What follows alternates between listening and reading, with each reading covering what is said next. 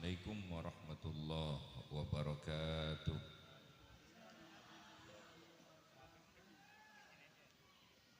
Alhamdulillahi rabbil alamin, wal aqibatu lil muttaqin wala udwana illa 'alal zalimin.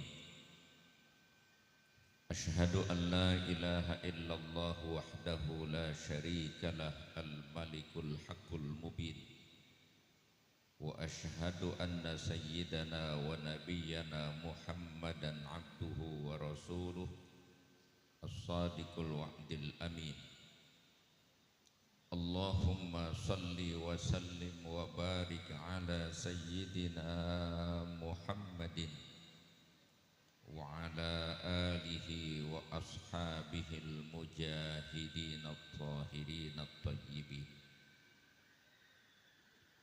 Hadratil mukarramin wal muhtaramin, para alim ulama, para asatid, para orang tua, para tokoh masyarakat, aparatur pemerintah yang hadir di tengah kita, seluruh jajaran pengurus masjid dan panitia pelaksana,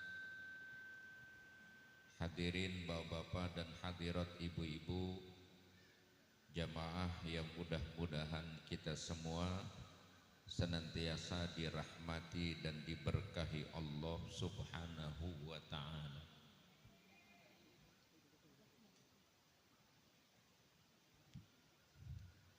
Tema acara kita malam ini adalah penguatan pondasi iman lewat gerakan sholat.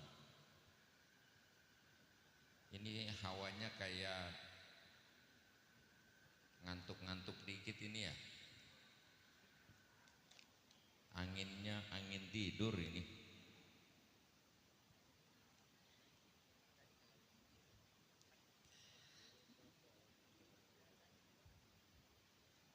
Kuat lama Bu. Beneran.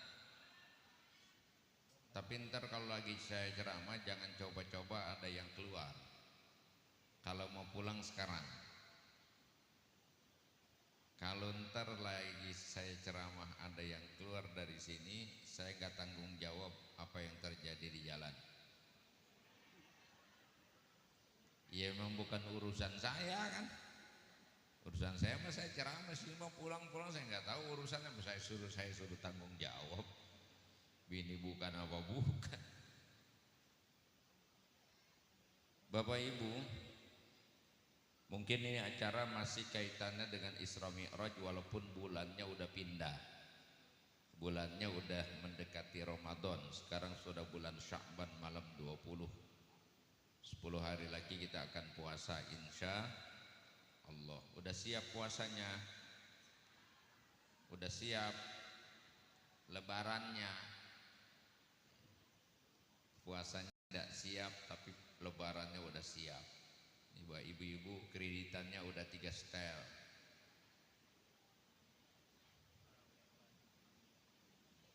Bapak Ibu saudara-saudara sekalian, bicara penguatan iman adalah perkara pokok dalam hidup kita. Betapapun kita sibuk dengan urusan dunia, tapi sebagai orang beriman kita tidak pernah boleh lalai untuk senantiasa memperhatikan persoalan keimanan. Betapapun kita menghadapi persaingan berat dalam hidup ini, tapi persoalan iman dan takwa itu harus menjadi proyek khusus bagi kita. Karena sesungguhnya tidak ada kesuksesan hidup bagi manusia kecuali mereka yang beriman dan bertakwa saja. Pencapaian dunia itu bukan ukuran kesuksesan. Pangkat dan jabatan setinggi apapun, harta sebanyak apapun, ujungnya mati. Paham? Paham? Orang mati-matian ngumpulin harta, main banyak-banyakan, sebanyak apapun harta yang dia cari, sebanyak apapun pencapaian yang diraih, ujungnya mati. Persoalannya kita mati bukan seperti binatang, mati ya mati. Manusia mati ada hisabnya, ada perhitungannya. Orang beriman yakin sesudah mati ada kehidupan lagi sesudah mati. Ada dua alam, satu alam barzah, yang kedua alam baqo. Ini kita sekarang hidup di alam ketiga. Karena bagaimanapun juga kita mesti paham itu dan harus yakin itu. Kalau kita sudah paham dan yakin ada kehidupan sesudah mati, dan kehidupan sesudah mati sangat bergantung dengan kehidupan kita sekarang, maka orang beriman mesti berhati-hati dalam hidupnya. Tidak boleh seenaknya, tidak boleh semaunya. Kita hanya akan mendapatkan kesuksesan dunia dan akhirat itu hanya dengan modal iman dan takwa saja. Makanya saya selalu sampaikan ini bahasa saya nih. Ini kan pada hobi masang status nih. Nah, dengerin nih, ente boleh pasang status nih. Ini begini kalimat saya. Tidak semua orang berkesempatan menjadi orang kaya, tapi semua orang berkesempatan menjadi orang bahagia. Betul? Tidak semua orang berkesempatan menjadi orang berkuasa, tapi semua orang berkesempatan menjadi orang mulia. Allah tidak letakkan bahagia manusia di dalam harta. Allah tidak letakkan mulia manusia di atas tahta, tapi Allah letakkan kebahagiaan dan kemuliaan manusia di atas iman dan takwa. Paham nggak? Ini anginnya kenceng nih, mungkin hawanya hawa angin ini kelihatannya. Plus ngantuk juga udah kayaknya, dari mukanya kelihatan muka-muka ngantuk. Tapi entah mungkin muka ahli sorga memang begini. Ini calon-calon penghuni sorga. Calon namanya calon, bisa jadi bisa enggak. Tapi mudah-mudahan yang ada di sini jadi semua. Kelihatan dari wajahnya tuh, wajah ngarep. Saya ulangi nih, tidak semua kita berkesempatan menjadi orang kaya, karena kenyataannya memang orang nggak bisa kaya semua, Pak. Kalau hidup kaya semua nggak jalan nih hidup nih. Orang kaya semua nggak jalan kehidupan, nggak akan ada jual beli, nggak akan ada yang namanya atasan dan bawahan, nggak ada orang yang bisa disuruh, karena semuanya kaya. Ini masjid juga nggak jadi kalau orang kaya semua. Siapa yang mau bikin? Orang kaya mana mau disuruh ngebikin, betul? Iya bener sih, mandornya kaya, tapi yang disuruh kerja ngangkatin semen siapa? Kan orang susah juga, betul?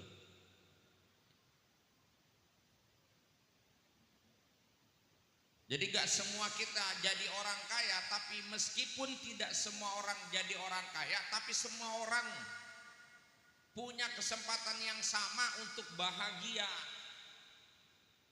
Makanya ibu, saya mau tanya nih, ibu mau kaya atau mau bahagia? Dua-duanya. Giliran ditanya satu maunya dua, giliran diduain marah. Ibu mau kaya mau bahagia?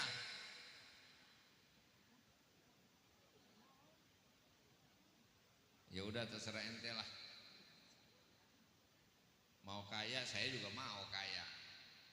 Tapi hidup ini kan bukan menurut maunya kita, hidup ini menurut maunya Allah. Ayatnya jelas di Quran, inna rabbaka yabsutur rizqa liman yasha wa yaqdir. Tuhanmu yang kuasa meluaskan rizki bagi orang-orang yang ia kehendaki, dan Tuhanmu kuasa menyempitkan rizki untuk orang-orang yang ia kehendaki. Makanya ada yang kaya, ada yang miskin, ada yang berlebihan, ada yang kekurangan, ada yang pas-pasan. Ada yang lahir dari keluarga kaya sampai mati kaya aja, ada nggak? Ada. Ada yang lahir dari keluarga kaya ujungnya miskin, ada nggak? Ada yang lahir dari keluarga miskin jadi kaya, ada nggak? Ada yang lahir miskin sampai mampus susah aja.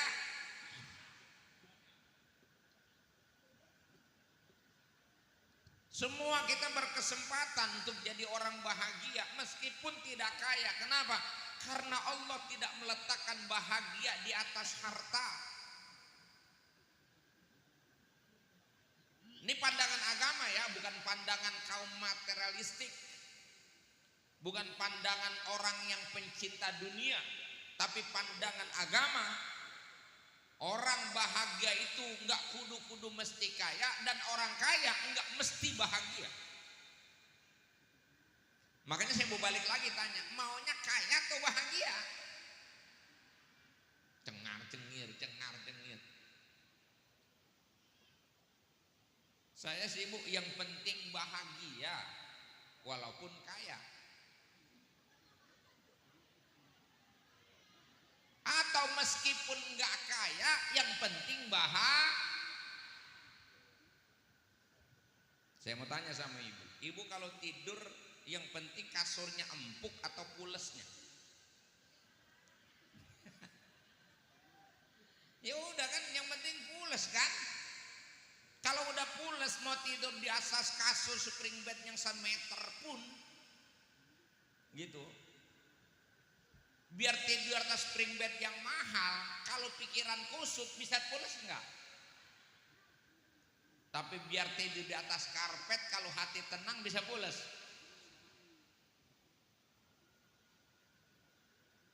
Ibu jangan pikir orang kaya itu enggak pusing hidupnya. Tuh tanya tuh yang kaya-kaya tuh, otaknya kusut. Bener. Saya ngomong begini, jelek-jelek begini, saya pernah punya perusahaan. Bahasa kerennya mak saya udah pernah tidur di atas duit. Duitnya saya taruh di bawah bantal maksudnya. Saya udah ngalamin tuh, ternyata ngurusin dunia gitu, ngurusin dunia, mikirin dunia itu masya Allah rungsem, tahu rungsem? Kalau orang Betawi bilang nih, otak ini mongsang mangsing, pikiran uring-uringan mulu bawaannya. Jadi jangan kira orang kalau kaya pasti bahagia. Kalau orang kaya senang, iya. Orang kaya bisa senang. Kenapa? Karena yang dia pengenin dengan mudah dia bisa beli. Betul? Tapi apakah setelah orang kaya bisa beli apa yang dia mau, dia langsung bisa bahagia? Belum tentu. Nih bapak nih, dengerin baik-baik. Saya mau tanya sama bapak, banyak orang sih bapak-bapak ini. Saya mau tanya, Pak, bapak kalau makan yang penting makanan enak atau enak makan? Duh.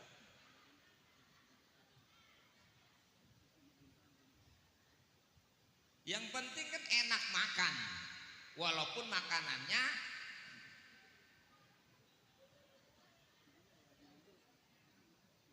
loh, karena kalau udah enak makan, makanan apapun jadi enak loh Pak. Sebaliknya makanan enak kalau lagi nggak nafsu makan, jadi enak itu makanan. Enggak. Ikan japu, tahu ikan japu? Ikan tembangnya yang dikeringin tuh. Itu nggak kudu-kudu kita makan rendang, nggak kudu-kudu makan sayur sop. Ikan japu aja, jangankan digoreng, digarang di atas genteng. Digarang di atas genteng, masya Allah, diirisin bawang sama cabe, dituangin air anget, air panas, tambahin cuka dikit, Waduh, teken-teken tuh ikan japuhnya. Kalau badan lagi sehat, enak gak dimakan itu? Hei, orang kaya bisa beli makanan enak karena duitnya banyak, tapi orang kaya nggak bisa beli enak makan. Enak makan bukan milik orang kaya, enak makan milik orang sehat. Benar? Badan kalau gak sehat makan apa juga? No, orang kaya duitnya banyak bisa beli segala macam, tapi badannya sakit, penyakitnya darah tinggi, otaknya kusut, jantungnya berdebar, kencing manis. Punya uang miliaran, rumah mewah, bini cantik, kencing manis, ya. Biar kata kayak bidadari tuh bini. Bukan satu, lagi punya 4 bininya.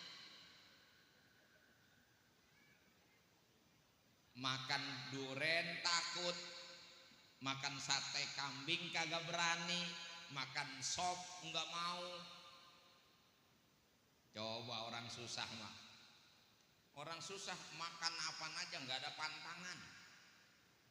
Duren oke, sate oke, emping oke. Orang kaya makan emping nggak berani, kolesterol. Tapi orang miskin makan emping setoples habis. Orang kaya sekalinya bisa boleh makan kerupuk melarat yang digoreng pakai pasir tuh. Takut, darahnya takut naik, jantungnya, masya Allah, pantangan segala macam, makan ketan kagak boleh. Padahal kayak enak banget makan ketan dipakein kinca dari duren, enak nggak? Kata siapa?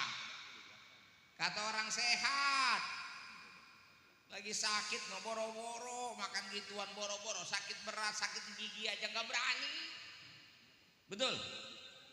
Coba orang susah mah makan apa aja nggak ada pantangan. Ini boleh, itu boleh, ini boleh, itu boleh, nggak ada pantangan orang susah. Kenapa? Orang susah nggak tahu penyakitnya apa. Pokoknya dikasih makan apapun makan. Atau mati aja. Nggak apa-apa. Bewayanya mati masih apa juga. Saya ulangi, orang kaya bisa beli makanan enak, tapi orang kaya gak bisa beli enak makan. Enak makan milik siapa?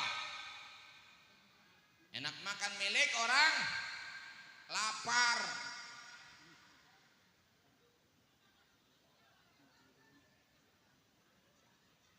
Coba lagi lapar, makan apa juga enak. Besok Ramadan, puasa karena perut kita lapar. Asal habis asar udah mulai nyari itu yang namanya untuk buka puasa, takjil. Segala macam dicari, segala macam dibeli, segala macam dibikin. Karena perut lapar, apa aja kebayang enak. Tapi begitu bedug maghrib kita makan korma 1, 2, 3 butir, kita minum air, hilang semua keinginan tadi. Apa yang dibeli dari gorengan, bala-bala, stop, apalagi itu es buah, kolak, sampai habis terawih kita bilang ntar habis terawih enak, udah kagak enak. Tapi mendasar goblok, besok begitu lagi dibeli lagi, dicari lagi, dia bikin lagi, dia ulang lagi kegoblogannya. Tuh manusia kan begitu modelnya. Jadi yang bisa merasakan kenikmatan hidup itu sebenarnya di keterbatasan, bukan di keterlimpahan. Kalau lagi terbatas apa aja jadi enak. Tuh tanya yang pernah mondok, yang pernah di pesantren. Karena perut banyakan laparnya, akhirnya makan kerak juga enak. Jangankan makan nasi uduk, kerak yang geseng itu, yang nempel di gidir. Masya Allah, habis makan kita simpen, kita taruh ntar buat habis ngaji, kita aurin garam doang itu, kerak, enaknya minta ampun, gurihnya sundul langit. Lapar. Saya mau tanya sekarang, yang lebih sering lapar orang kaya apa orang miskin? Orang kaya apa orang miskin? Tuh kan? Orang miskin. Makanya lebih bisa menikmati hidup itu orang miskin, Pak, bukan orang kaya. Nih dulu nih, zaman belum ada. Sekarang nih, ini saya buat tontonan doang tuh. Ini dulu orang Betawi yang namanya anggur ini, baru ketemu anggur kalau udah mau mampus. Orang dulu sakit udah berbulan-bulan, diobatin kemana-mana nggak sembuh, akhirnya dibeliin anggur, belinya jauh ke Glodok sono, anggur kaleng. Asal orang udah dibeliin anggur, pokoknya paling lama seminggu mati biasanya. Orang dulu tuh. Sekarang orang ngapain aja ada anggur, tahlilan kematian ada anggur, orang ngawinin apalagi ada anggur, maulidan ada anggur, Isra Mi'raj ada anggur. Saya hampir tiap malam bawa pulang buket buah di rumah saya. Nih dulu anak saya waktu masih kecil, ini anggur udah kagak dimakan mau bocah saya, dibuat main gundu. Saking banyaknya, udah nggak kaget rasanya. Coba nih zaman dulu begini, udah nggak aman ada di sini.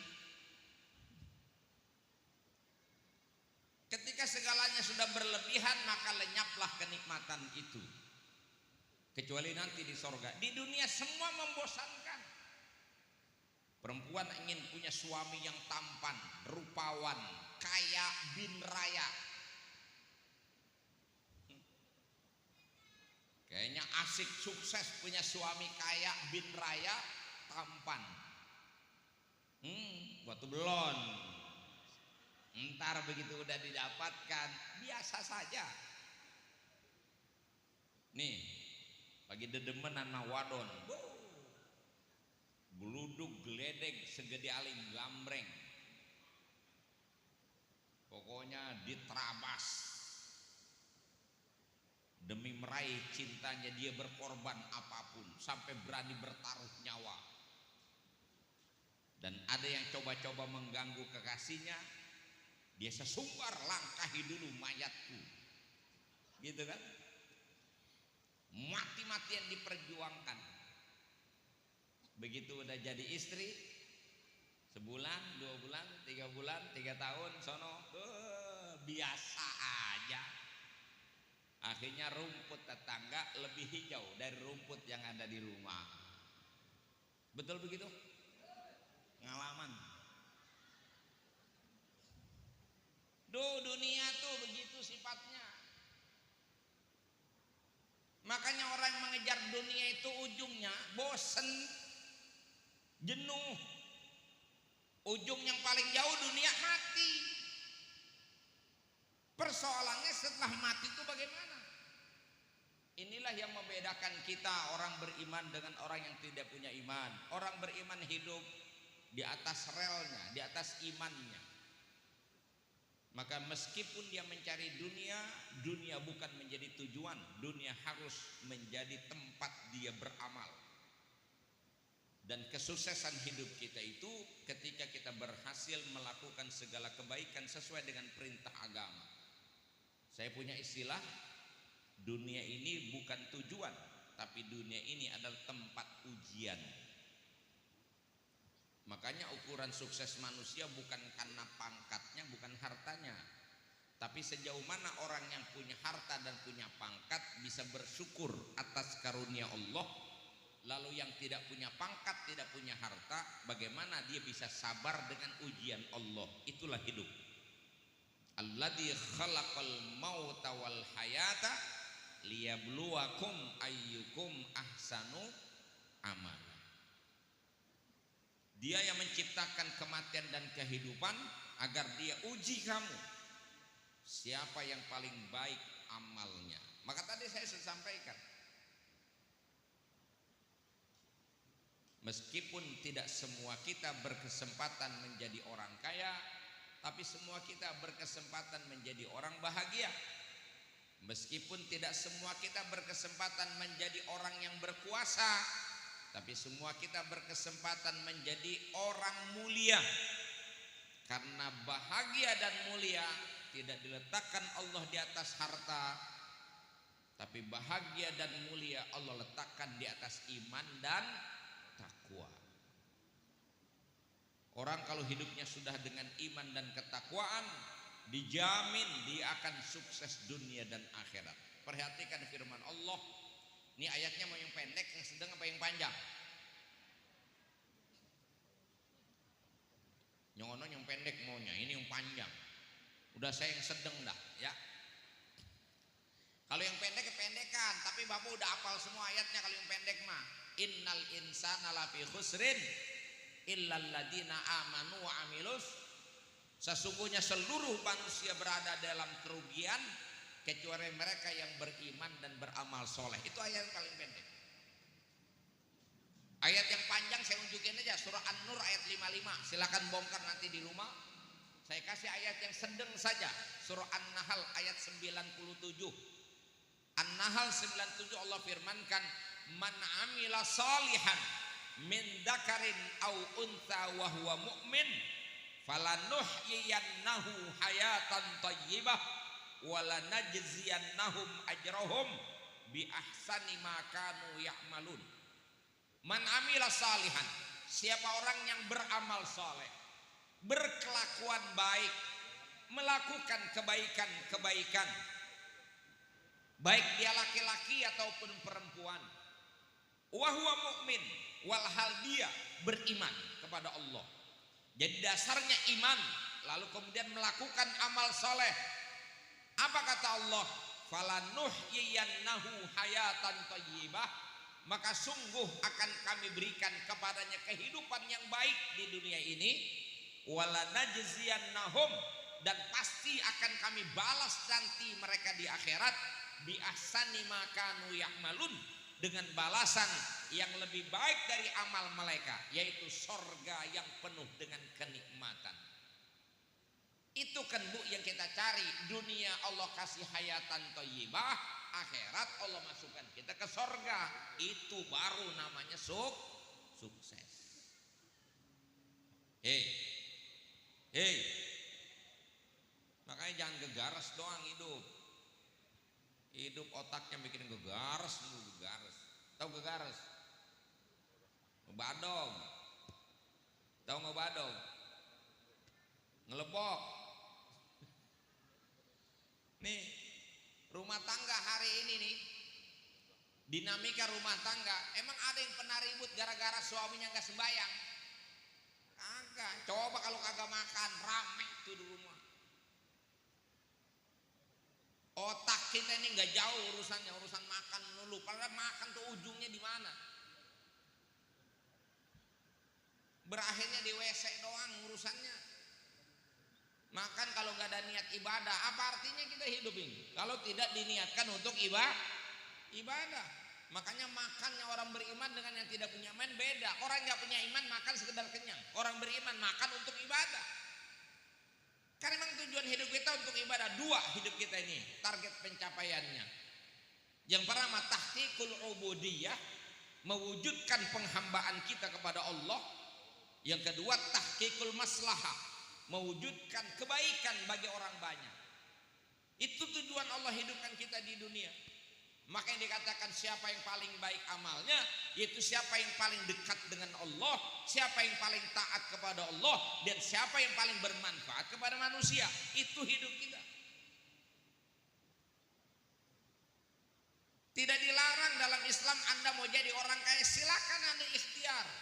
Silakan Anda cari itu dunia. Tapi ingat, kau cari dengan cara yang benar. Kau ambil dengan cara yang baik. Jangan kau ambil dengan cara yang salah. Gak boleh. Mau jadi orang kaya silakan, tapi caranya harus benar. Yang halal kau ambil, jangan yang haram. Betul?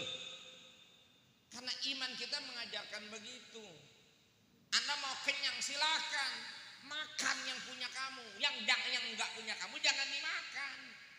Punya orang diambil aja. besok nih bulan Ramadan nih, ini kalau saya makan halal nggak besok ini? Ramadan, halal nggak ini jeruk saya makan? Ramadan, halal nggak saya makan nih jeruk, anggur sama pisang nih? Saya makan halal nggak besok Ramadan? Ya tergantung, kalau malam halal, kalau siang.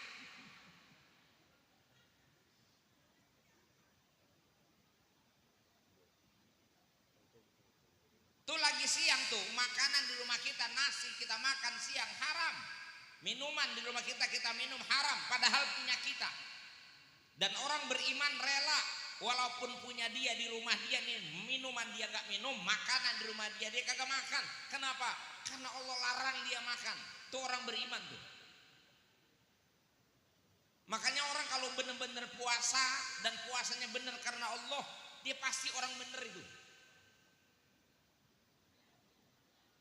Pasti orang benar. Artinya apa? Kalau yang punya dia saja Allah larang jangan dimakan, punya dia saja Allah larang jangan diminum, jangan kau ambil, walaupun itu punya kamu, kata Allah jangan kau ambil.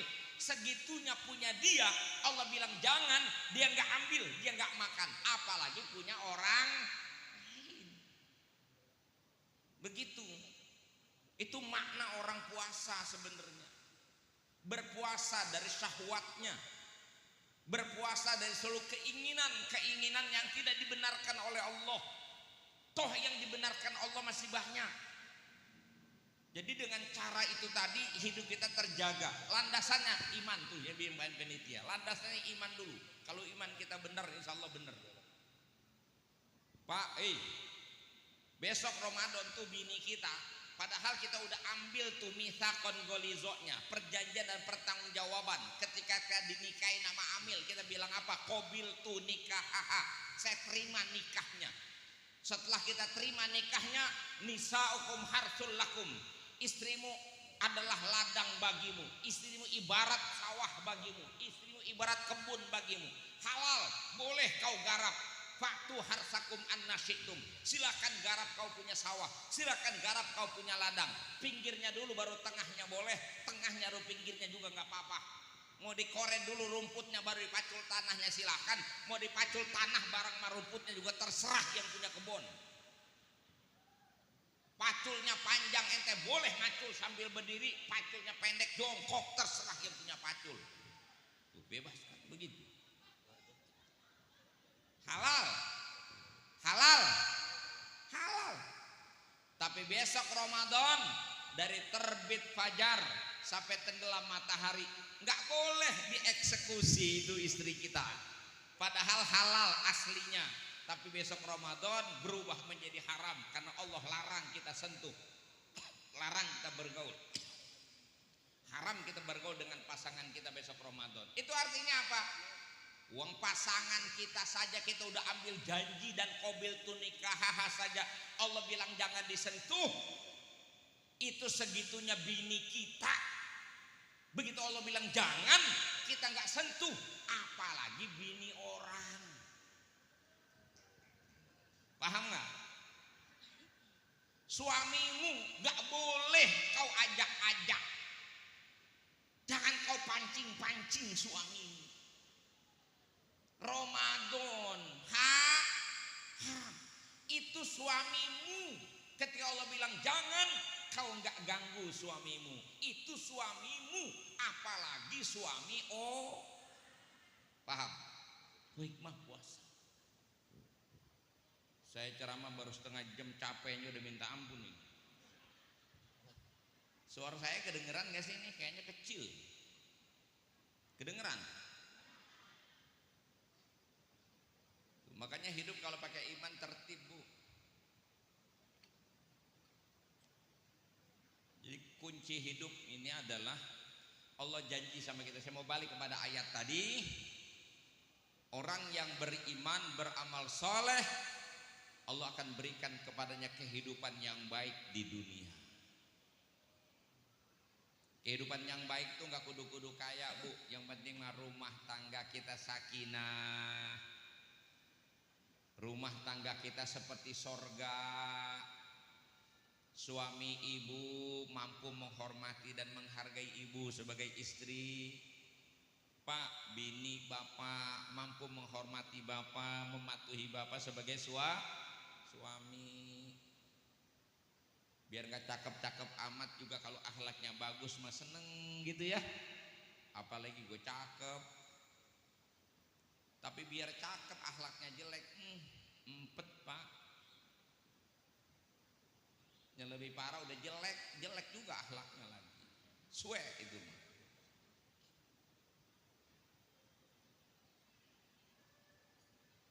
Kehidupan yang baik dijamin tuh firman Allah tuh. Kalau nggak percaya ntar bongkar sendiri di rumah. Surah An-Nahl ayat 97. Siapa yang beramal soleh, landasannya iman, Allah akan berikan hayatan thayyibah, kehidupan yang baik. Kayak apa sih kehidupan yang baik itu? Kata Ibnu Abbas, itmi'nanul qalbi, ketenangan hati, nyaman, suasana damai, rohatul bal, jembar, kita punya pikiran, nggak kusut. Lebih dari itu Allah akan berikan kepada dia ar-rizqul halal wa thayyib. Rizkinya yang dihantarkan diberikan Allah kepada dia, rizki yang halal, yang baik-baik, yang manfaat, yang maslahat. Itu hayatan thayyibah. Itu di dunia. Nanti di akhirat Allah akan berikan kita surga. Itu kan yang kita mau, Bu. Bu, itu kan yang kita mau. Jadi caranya gimana? Mulailah sejak hari ini. Kalau ingin memperbaiki kualitas hidup, perbaikilah ibadahmu. Terutama kewajiban sholat 5. Perbaiki sholatnya. Gak ada cerita orang memperbaiki kualitas hidupnya, mengabaikan agama. Kalau orang hanya mengejar dunia tanpa memperhatikan agama, sia-sia dia hidup. Yang ada nanti penyesalan demi penyesalan. Tapi meskipun kita mungkin tidak diberikan dunia dan keluasan hidup, tapi kita baik amal kita, perilaku kita baik, dijamin Allah akan berikan kepada kita hayatan thayyibah tadi. Pasti itu janji Allah. Janji Allah beda sama janjinya caleg. Tapi nggak semua juga, ada caleg yang bagus, ada yang udah jadi masih tetap akrab sama masyarakat, ada nggak? Ada. Yang jelek banyak. Yang bagus ada. Yang jelek banyak.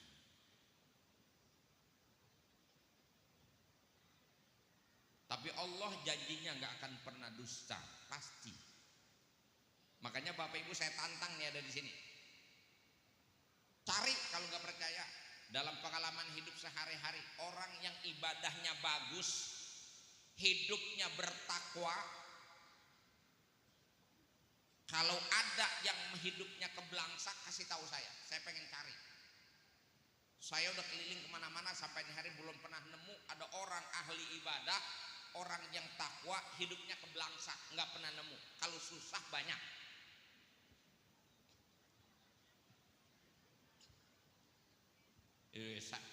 Belangsak sama susah beda, Bu. Kalau susah itu memang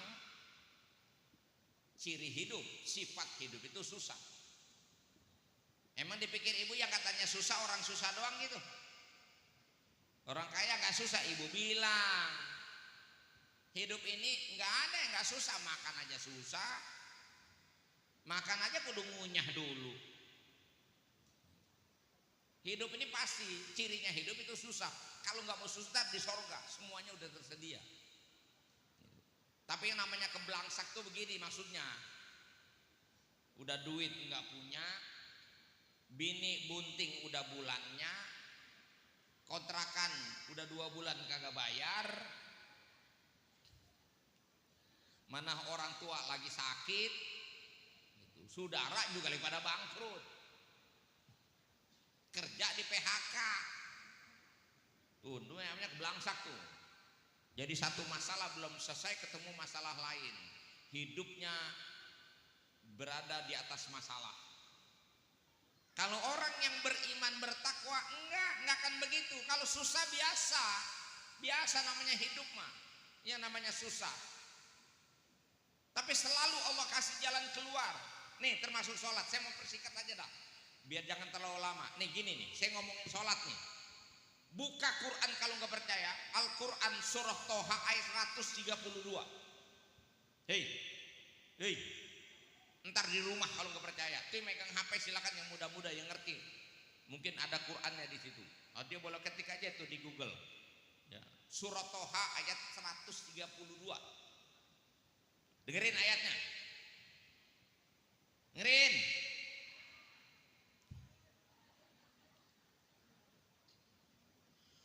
Wa'mur ahlaka bis salah wastabir 'alaiha.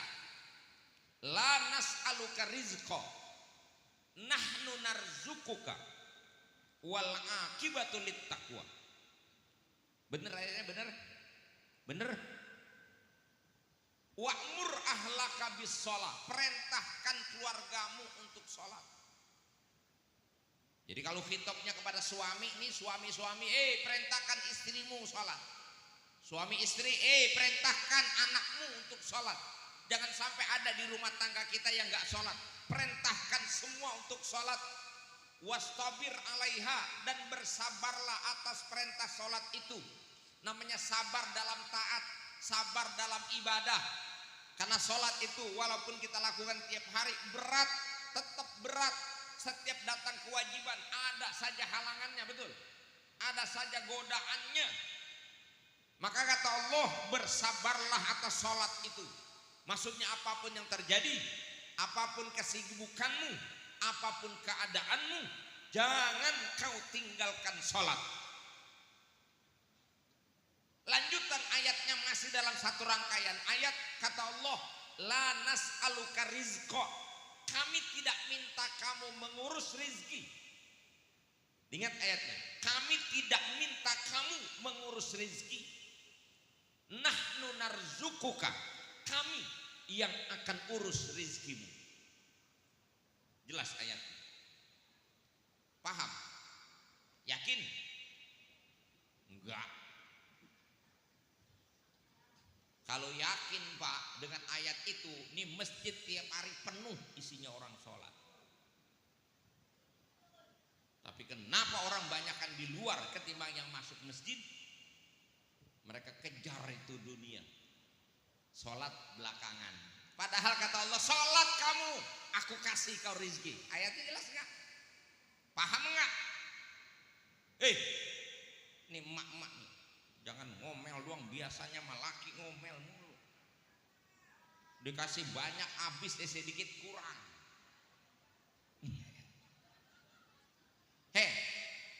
Sholat. Nih, mulut basahkan dengan zikir. Ingat ke Allah. Tambatkan hatimu kepada Allah, sandarkan harapanmu kepada Allah. Udah tahu laki susah masih diomelin aja. Diperes udah nggak keluar darahnya. Diam-diam Pak, saya beresin ini dulu Pak. Biar Bapak besok nggak diomelin lagi mau bini. Jadi bini itu rezekinya istri kan lewat jalur suami. Tapi ibu juga jangan cuma ngotot minta doang, usaha juga. Usahanya apa? Di antaranya adalah mentaati Allah lewat sholatmu. Suamimu pagi-pagi berangkat ke tempat kerja, suamimu berangkat ke kantor, suamimu berangkat ke ladang, suamimu berangkat ke sawah, suamimu berangkat ke pabrik. Hantarkan dia dengan senyuman, lepas dia dengan harapan. Paham? Siapkan semua kebutuhannya, cium tangannya. Dia pulang cium keningnya. Apek-apek tuh samping.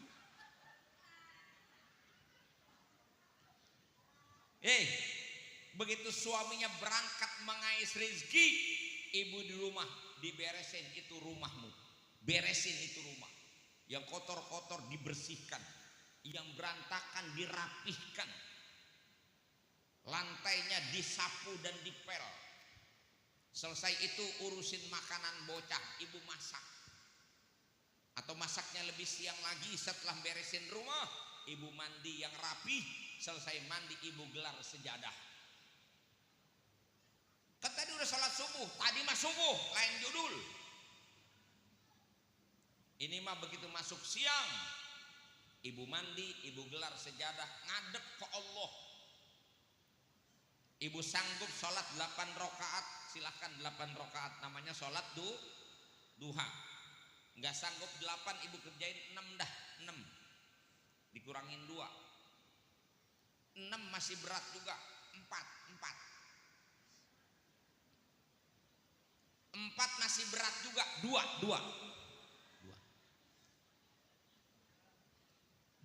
masih berat juga, lu gegar saja yang banyak. 2. Hah? Habis itu bilang ke Allah, kan ayatnya iyyaka na'budu wa iyyaka hanya kepada engkau kami patuh, kami ibadah, dan hanya kepada engkau kami minta. Jadi ibadah dulu, sujud dulu, habis sujud bangun, kita angkat tangan, minta sama Allah. Apa bahasanya? Diajarin sama ulama. Allahumma in kana rizki fis sama fa'anzilhu. Ya Allah, kalau rizki kami masih ada di langit, ya Allah, au nyangkut di langit keberapa di rizki saya. Ya Allah turunin, ya Allah turunin. Udah capek jadi orang susah ini, ya Allah turunin, ya Allah. Wa in kana fil ardi fa akhrijhu. Karena rizki kami masih ada dalam perut bumi, ya Allah keluarin. Itu doa dahsyat banget Pak.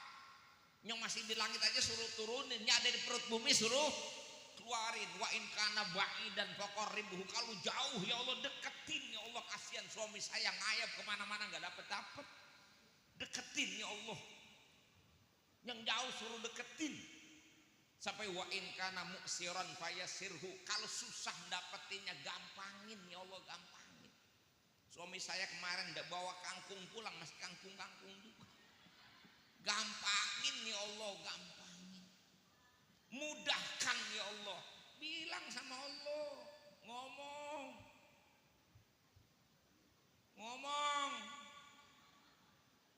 sono sama Allah, jangan ngomel. Udah bosen tuh diomelin. Ya Bu ya, gitu kan rumusnya. Jadi iyyaka na'budu wa iyyaka diperbaiki sholatnya. Nih bapak-bapak, perbaiki sholat. Kalau ngaji tasawuf memperbaiki sholat itu ya dengan kehusuan. Tapi model kayak kita begini ahlus syariah yang namanya khusyuk ya. Ini kelas begini nih, termasuk yang ngomong. Ini sholatnya khusyuknya cuma 2 tempat doang. 1 takbir, yang kedua salam. Tengah-tengahnya itu ngayam, sampai kemana tahu ngayam. Kadang sampai ke Bandung. Pulang-pulang lagi di kohot, assalamualaikum. Takbir di kohot, salam di kohot. Tengah-tengahnya ngayam, sampai kemana tahu. Betul? Maka ukurannya memperbaiki sholat kita ini dengan 3 hal Pak. 3 hal aja. 1, boleh. Karena ngomongin sholat tuh panitianya. 3, 1, tertib waktu. Perbaiki sholatmu dengan sholat di awal waktu. Sholat yang terbaik adalah di awal waktu. Yang kedua, tertib tempat. Sholat itu tempatnya Pak, nih di masjid.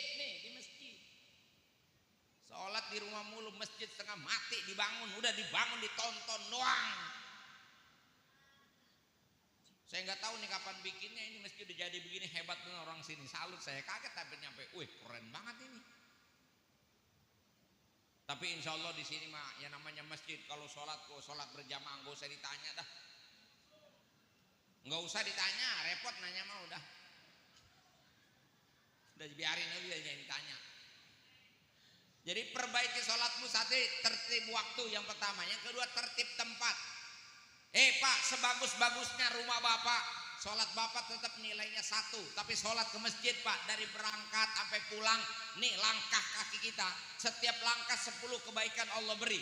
1 kali kita angkat kaki kita, 10 derajat Allah angkat kita, kehormatan kemuliaan kita. 1 langkah kita jatuhkan ke bumi, 10 dosa kita diampuni oleh Allah.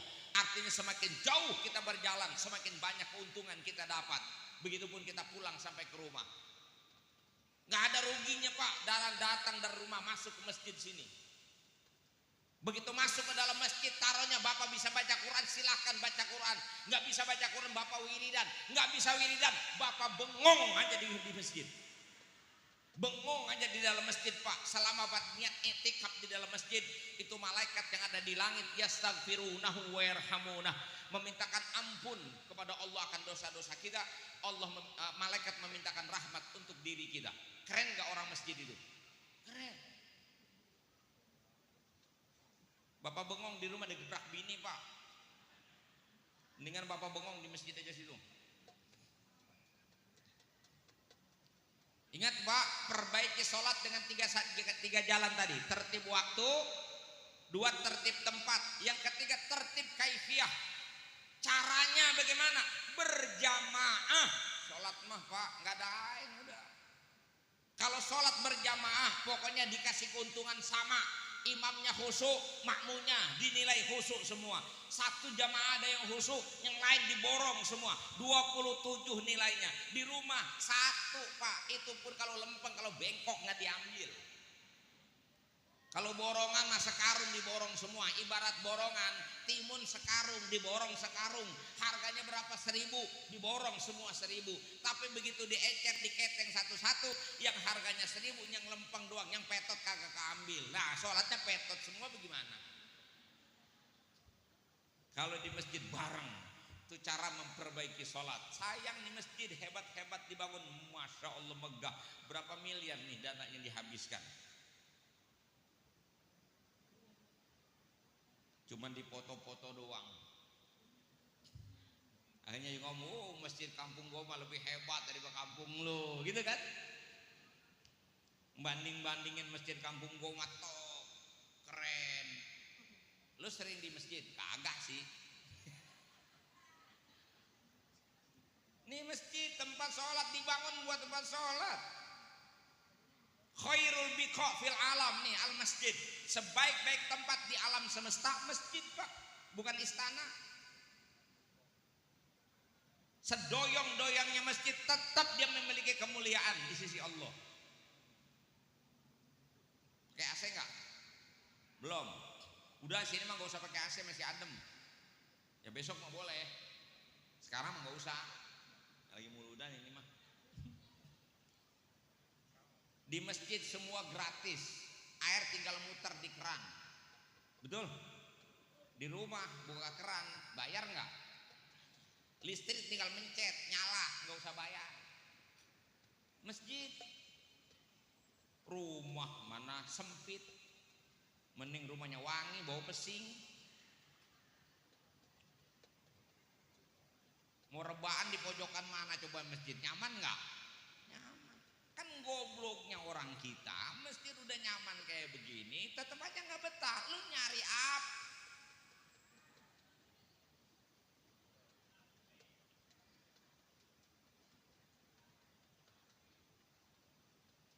Jadi perbaiki sholatmu, perbaiki ibadahmu, dan yang kedua perbaiki hubunganmu dengan sesama manusia. Namanya tahqiqul maslahah, mewujudkan kemaslahatan bersama. Hidup harus baik-baik dengan orang yang ada di sekitar kita. Kata Nabi apa? Ahabbun nas indallah anfa'uhum linnas.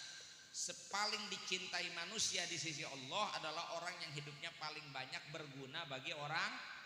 Hidup kita harus bermanfaat bu, bagi orang lain, bagi saudara kita, bagi tetangga kita, bagi orang-orang yang pernah kita jumpai. Harus ada kebaikan kita. Insya Allah nanti kalau kita mati nggak perlu kita minta doa. Orang dengan tulus ikhlas akan mendoakan kita. Insya. Tapi kalau kita jahat sama orang, jangan nunggu mati didoain, masih hidup aja disumpahin mati sama tetangga. Betul? Betul? Jadi baik kita kepada siapapun. Jadi bahasanya taat ke Allah, manfaat kepada manusia. Bu, ini ada 3 amalan kalau pengen hidup kita berguna. 3, 1, harus memiliki sakhawatun nafs namanya. Jiwa yang pemurah, jiwa yang suka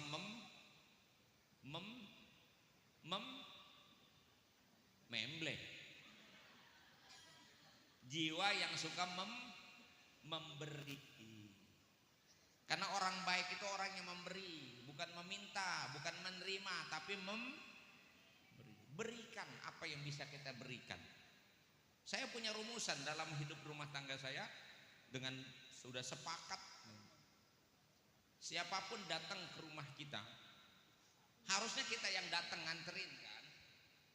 Maka kalau ada orang datang ke rumah kita, jangan salahin yang datang. Kenapa? Kita anggap, oh saya salah. Kenapa dia mesti minta ke rumah kita? Kalau dia kita datengin, kita kasih, dia pasti nggak minta. Nih suka ada tukang minta-minta, suka sewot dia nih. Minta mulu, lihat dia minta karena lu nggak bagi. Coba lu bagi, jangan minta. Kalau dia udah minta berarti ada yang salah di kita, paham? Makanya bahasa saya, siapapun datang ke rumah kita, saudara kita, teman kita, kenalan kita, hatta pengemis yang kita nggak tahu, datang ke rumah kita, minta tolong, minta bantuan, pantang keluar dari rumah kita tanpa kita memberikan sebatas kemampuan kita. Bu, saudara ibu datang, anaknya mau ujian, belum bisa bayaran 3 bulan, belum sanggup bayar ujian. Suami habis di PHK, motor habis ditarik sama leasing. Saudara ibu minta tolong. Kata ibu nggak punya uang cash. Tapi saudara ibu minta tolong, bagaimana caranya tolongin saya. Ibu nggak punya uang cash, tapi ternyata di sini pas dia lagi ngeraba-ngeraba, di sini ada kalung mas kawin. Kata dia, "Dah Bu, nggak apa-apa sama saudara. Ini kalung aja bawa, ibu jual sendiri ke pasar kampung Melayu sono. Gua udah nggak pakai surat, udah lupa naruh suratnya di mana. Yang penting ini emas jual buat nutup kebutuhan, supaya urusan bisa selesai. Nanti gantinya bagaimana? Urusan ganti nanti bagaimana? Jangan dipikirin. Yang penting urusan kamu selesai duluan." Keren nggak begitu? Bagus nggak begitu? Bagus. Kerjain kagak? Tuh modelnya. Saya mah mancing-mancing aja saya mah. Ada pengemis datang ke rumah. Ibu tahu kalau pengemis datang assalamualaikum tangannya udah begini aja. Maksudnya apa coba? Minta. Kalau orang minta harus diapain? Dibagi. Ibu orang datang minta, ibu minta lagi. Assalamualaikum. Ibu keluar dari pintu langsung teriak, "Maaf ya." Tuh. Yang ono datang minta duit, yang punya rumah minta maaf. Yang bagi siapa? Kebangetan sih. Itu kan pengemis minta, dia nggak pakai dibatasin, dia minta berapa juga dikasih, nggak bakalan nolak kok Bu. Ibu kasih berapapun nggak bakalan marah dia. Ibu kasih 100.000 juga dia nerima. Bener. Ada yang ngomong, "Pak Ustadz, itu pengemis, gayanya doang ngemis di kampung kita. Di kampungnya mah rumahnya bagus-bagus, kebunnya lebar-lebar, emang kerjaannya ngemis dia mah itu Ustadz." Kata saya, "Lu bagi 2.000 aja rewel amat sih. Pakai nyelidikin ke kampung-kampung orang. Bagi-bagi 2.000 aja repot bener. Udah kasih aja orang minta mah." Betul? Nih mau puasa begini, kita punya saudara ada 5, 6, 7 saudara kita buat persiapan Ramadan, beriin beras masing-masing 1 karung, kormanya, gulanya, terigunya, minyaknya, tehnya, kopinya, antrin ke rumah saudara kita satu-satu. Bagus nggak? Bagus enggak? Bagas, bagus. Tuh sakhowah namanya, punya jiwa yang pemurah. Dengerin nih, dengerin. Saya bacain lagi ayatnya nih, biar paham nih. Ini hidup pengen gampang apa pengen susah sih? Pengen mudah apa pengen sulit sih? Dengerin ayatnya. Dengerin. Aki-aki dengerin. Romanya pada senderan pules itu. Ini ayatnya begini nih. Ini sakhawatun nafsi dasarnya. Kita ambil ayat ini. Apa kata Allah? Fa amma man a'ta wattaqo wa saddaqa bil husna fasanu yassiruhu lil yusra. Adapun orang yang suka memberi, wattaqo, ikhlas memberinya, wa saddaqa bil husna, dan dia yakin dengan janji yang terbaik dari Allah. Allah akan berikan balasan yang lebih baik dari pemberiannya. Dia yakin, dia beri saja. Ikhlas dia karena Allah, nggak ngarep dipuji orang, nggak ngarep di alam orang, nggak ngarep dihormatin orang, dia beri saja. Maka apa kata Allah? Fasanu yassiruhu lil yusra, maka akan kami berikan kepadanya kemudahan dalam hidup. Jadi orang yang pemberi, pemurah akan diberikan kemudahan. Tapi sebaliknya, wa amma man bakhila, adapun orang yang bakhil, pelit, medit, kikir, koret, bakhil, pantat kuning, buntut gasiran, wastagna, dan merasa tidak butuh dengan Tuhan, tidak butuh dengan orang lain. Dia merasa cukup dengan dirinya, nggak peduli dengan orang lain. Wa kadzdzaba bil husna, dan dia mendustai janji terbaik dari Allah, balasan terbaik dari Allah. Dia nggak yakin kalau dia memberi bakal diganti, dia nggak yakin, makanya dia pelit. Apa kata Allah? Fasanu yassiruhu lil usra, maka akan kami bukakan baginya kesulitan-kesulitan. Makanya rasain dalam hidup kita selama ini, Bapak Ibu semua rasain. Ini hidup kita ini kadang-kadang banyakan sulitnya atau banyakan mudahnya. Nggak usah dijawab, nggak usah dijawab, nggak usah ntar ketahuan orang, rasain aja sendiri. Kalau hidup ini terasa setiap saat banyakan susahnya, robah Pak pola perilaku hubungan kita dengan orang. Robah, yang tadinya pelit jadilah orang dermawan. Yang tadinya mahal senyum, murahkan senyummu. Berbaik hati dengan orang, insya Allah Allah akan kasih mudah hidup kita. Allah entengin semua urusan kita. Allah buka jalan keluar dari kesulitan-kesulitan kita. Allah bakal tolong kalau kita sudah nolongin orang. Wallahu fi aunil abdi, maka al abdu fi auni akhi. Allah akan senantiasa menolong hambanya selama hamba itu suka menolong orang lain. Jelas? Yang kedua, harus punya jiwa salamatus sodr. Nih hati kudu lempeng. Hati ini jangan ngeruwet aja hati. Nih hati ini ditata. Nih hidup kita ini kan banyak masalahnya Pak. Satu, suka ngeluh, nggak pandai syukur. Ada gitu? Ngeluh, pagi-pagi udah masang status. Kalau punya masalah suka ngadu sama orang, ya. Kalau punya masalah ngadu sama Allah, jangan ngadu sama tetangga. Lagi punya masalah sama suami, ngadu ke Allah, jangan ngadu ke Pak RT. Tadi recokin. Ngadu sama Allah. Betul? Tuh hati yang lempeng. Yang kedua, jangan suka sibuk sama nasib orang. Jangan suka ngelihat nasib orang, romannya iri aja. Ntar lama-lama juga jadi orang dengki. Nggak usah mikirin nasib orang, terima nasib sendiri. Jangan suka mikirin nasib orang. Orang punya rumah dia yang mikirin. Saya tuh rumah orang gede banget rumahnya, itu bayar listriknya begini. Biarin amat dia yang bayar, ngapa saya tuh yang pusing. Ada pejabat rumahnya gede, mobilnya banyak, dia komentar, itu bayar pajaknya bagaimana? Biarin Pak, dia yang bayar, ngapa Bapak yang pusing? Betul. Orang punya rumah gede, kebun lebar, dia yang mikirin, bayar listriknya bagaimana itu ya? Lah biarin. Jangan suka mikirin nasib orang, lama-lama jadi dengki. Udah dengki ntar repot sendiri, susah tidur, susah makan kagak enak, tidur kagak nyenyak karena mikirin nasib orang. Orang makan bandeng situ yang ketulangan. Orang beli motor situ yang beli paramek. Orang nempatin rumah baru situ nempatin rumah sakit. Blangsak hidup. Benar? Dan yang ketiga, jangan suka sibuk sama dosa orang. Suka ngomongin orang. Sibuk sama dosa orang kayak dewek gak punya dosa aja. Kita kalau mau ngomongin dosa orang ngacak dulu. Si anu begini, si anu begitu, dia mau lu lebih wow.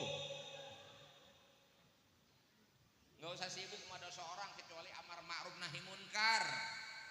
Kalau dalam amar ma'ruf nahi munkar kita prihatin sama dosa dan maksiat supaya orang berhenti dari maksiat, boleh. Tapi ngomongin dosa orang, emang kita gak punya dosa? Dosa kita aja banyak gak dosanya? Saya mau tanya berapa? Tuh saking banyaknya gak tahu dah. Kenapa repot sama dosa orang? Nih makanya hati kudu empeng, kudu selamat hati. Yang ketiga rahmatul ummah, harus punya yang disebut dengan kasih sayang, harus punya belas kasih. Bayangkan nih sholat nih Bu, Bapak, kita sholat awalnya takbir, semua gerakan pun ditandai dengan takbir, mengagungan Allah. Isinya adalah pujian, mensucikan Allah, bertasbih, bertakdis. Lalu isinya adalah doa. Karakter sifatnya tunduk sama Allah, itu sholat. Tapi lihat, akhir sholat kita adalah salam. Salam itu apa? Salam itu permintaan kita, doa kita kepada Allah agar makhluk Allah, hamba-hamba Allah yang ada di depan kita, di samping kanan kita, di salam yang pertama doa kita menyasar ke salam, rahmat dan berkah terlimpah untuk hamba-hamba Allah yang ada di depan kita, yang ada di samping kanan kita. Salam kita yang kedua, doa kita untuk hamba Allah yang ada di samping kiri dan ada di bagian belakang kita. 4 penjuru mata angin tersasar doa kita agar orang-orang dirahmati Allah, orang-orang diberikan keselamatan oleh Allah, orang-orang itu diberkahi Allah. Keren gak orang Islam? Sholat itu juga mensimbolkan hubungan yang harmonis kita dengan makhluk. Salamatus sadr, rahmatul ummah. Dan agama ini punya karakter namanya rahmatan lil alamin. Agama yang membawa kebaikan buat semesta. Nabi yang bawa ajaran ini pun punya sifat Raufur Rahim, penyayang. Allah yang kita imani dan kita sembah, Allah yang Ar-Rahman Ar-Rahim, pengasih dan penyayang. Maka kalau kita ngaku sebagai orang Islam, tidak ada dalam diri kita yang namanya kebencian dan permusuhan. Yang ada adalah kasih sayang. Buang dan ganti kebencian dan permusuhan itu, masukkan nilai-nilai kasih sayang dalam diri kita, lalu kita tebar kebaikan buat orang banyak. Jelas? Jelas? Paham? Udah jelas, udah paham, terima kasih. Wassalamualaikum warahmatullahi wabarakatuh. Waalaikumsalam warahmatullahi wabarakatuh. Ya, ngundangnya ceramah doang, enggak sekalian doa. Jadi saya turun aja. Ya, mudah-mudahan Allah Subhanahu wa taala perbaiki iman Islam kita. Allah perbaiki perilaku dan perbuatan kita. Allah bimbing kita dengan taufik dan hidayahnya untuk selalu mampu menjalankan perintah dan menjauhkan larangan. Allah Subhanahu wa taala tuntun kita menjadi orang-orang yang selalu taat dan ikhlas. Juga kita kemudian diberikan kebaikan-kebaikan dalam hidup di dunia ini. Allah selamatkan kita dari fitnah. Allah perbaiki rumah tangga kita. Allah perbaiki anak-anak kita. Allah perbaiki warga masyarakat kita. Allah perbaiki bangsa dan negara kita. Bibarakatil Fatihah. Bismillahirrahmanirrahim.